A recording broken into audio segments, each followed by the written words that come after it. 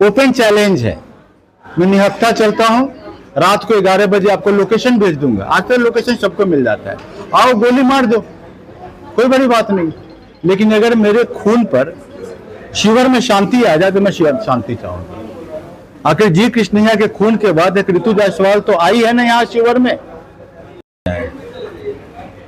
मुद्दा यह है कि जब मैंने हॉस्पिटल का घेराव किया या आंदोलन किया है, जो भी हम पर चार्ज लगाए जा रहे हैं, आखिर पर्पस क्या था? राजीव राम नाम का एक लड़का था जिसकी मृत्यु हो गई थी रोड एक्सीडेंट में। पोस्टमार्टम के लिए बॉडी को ऐसे ही रख दिया गया था। हम लोग सुबह पहुंचे तो बोला कि भाई इसको फ्रीजर में डालिए, तो 4 घंटा बाद फ्रीजर में डाला गया।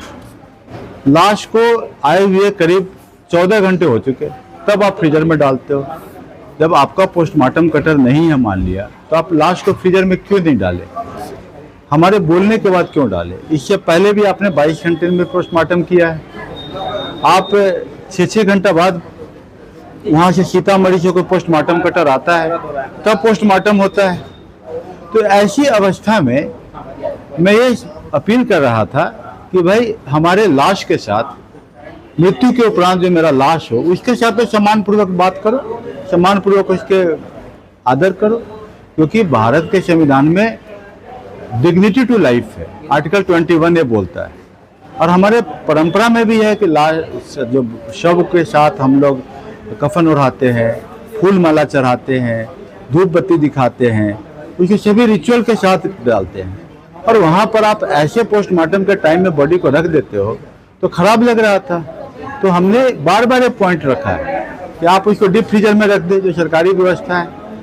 फिर हमारा दूसरा मांग था कि पोस्टमार्टम कटर की बहाली करो। 1 महीना से बोल रहा था कि रागिनी और गुड़िया का जो है पोस्टमार्टम रिपोर्ट 1 महीना बाद मिलता है, तो हम इस बात को बार बार बोल रहे थे। फिर एक और लड़का था सोमनाथ ठाकुर, बंशी पचरा पुल पे मरा था, उसका भी आपने अनुदान राशि नहीं दिया। तो हमारी 3 मांगे थी कि लाश के साथ सम्मानपूर्वक व्यवहार, पोस्टमार्टम कटर की अपॉइंटमेंट और अनुदान राशि का भुगतान। प्रशासन आई, दबाव में भुगतान कर दिया। भाई आप ये बताइए, जब आप दबाव में कर रहे तो पहले क्यों नहीं किया? यही सवाल जब हम उठाए तो सीओ महोदय आई, सरकारी अधिकारी बोलते हैं कि आपको जेल जाने की हसरत है। मैंने उनको बताया कि भाई हमारे पास परमिशन है नुक्कड़ सभा करने का, लेकिन आज के नुक्कड़ सभा का विषय बदला हुआ है। 17 तारीख से 23 तारीख तक मेरे पास परमिशन था।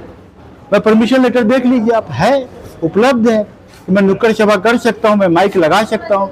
उन्होंने बोला आपके जेल जाने की जो हसरत है हम पूरा कर देंगे। ये बात मीडिया के लोगों ने भी सुना, उसके बाद मैं आया, मैं मीडिया को बताया। मैं मीडिया को ये बता रहा था कि मैंने ऑब्जर्वर को बता दिया है कि यहाँ देखिए, मैं चेहरा थोड़ा छुपा देने की कोशिश करता हूँ। एक चेहरा रहने का सुरभि आनंद जी है, और यहाँ ये देखिए, आप इसको आप क्या देखेंगे, इसको जूम करके देख लीजिए, यहाँ पर है।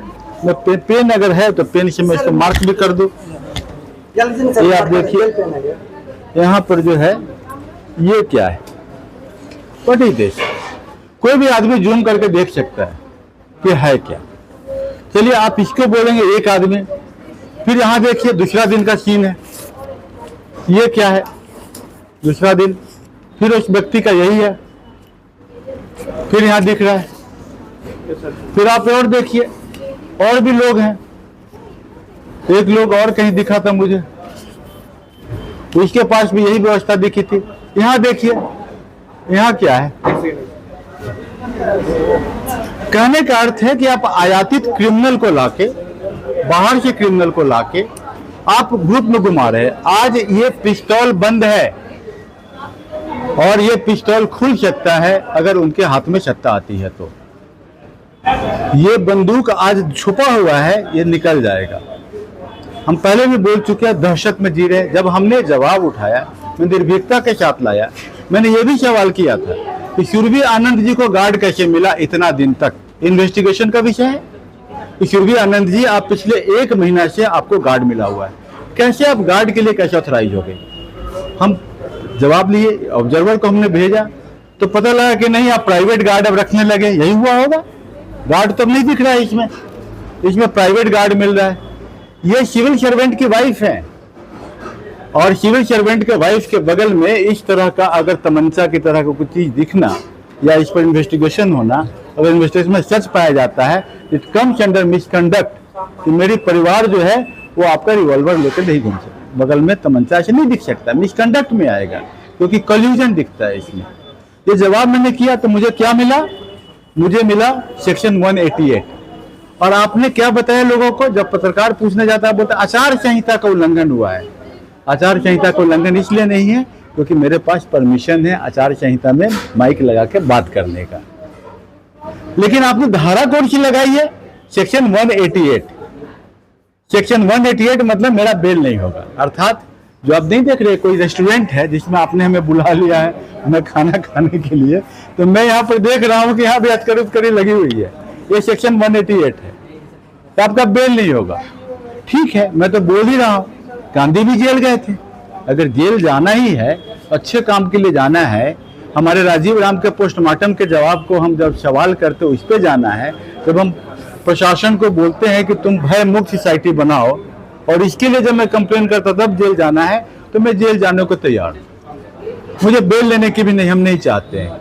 गांधी ने जानते क्या हुआ चंपारण में? इसी धरती पर बोला था गांधी ने, जब जज ने बोला गांधी को कि आपको 1 रुपया फाइन लगता है, गांधी बोले मैं फाइन नहीं दूंगा, तो बोला mister Gandhi now you can go to jail. Gandhi film में देखिए, तो गांधी बोला मैं जेल जाने को तैयार हूँ। जज थोड़ा देर तक ऐसे देखता है वैसे देखता है, बोलता है कि नहीं मैंने आपको बेल पर छोड़ दिया। गांधी खड़े रहे कुछ देर डॉक में, बोले कि but I want to go to jail. ये तो हमारे देश का रहा है, फ्रीडम ऐसी तो रहे। अगर हमको शिवहर को मुक्ति चाहिए इस भय से, तो आपको गांधी का सीना चाहिए। गांधी ने 3 गोलियां खाई थी कि नहीं खाई थी? और हर महापुरुष गोली खाता है।